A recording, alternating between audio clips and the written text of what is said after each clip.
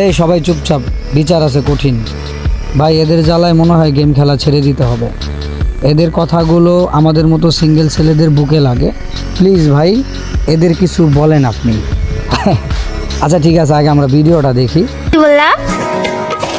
বললাম একটু যদি বাঁচায় দিতেন, খেলতাম, একটু দৌড়াইতাম। এমন কিছু বলো, এমন কিছু বলো যেটাতে আমি তোমাকে রিভাইভ দিতে পারি। এমন কিছু রিভাইভ দিও না, রিভাইভ দিলে একদম খবর আছে, তোমার মায়ের আমি চান্দের দেশে পাঠিয়ে দেবো। আচ্ছা নাও, দাঁড়াও। না আমি নিব না। ও কেন রিভাইভ দিল? এবার তো দাও।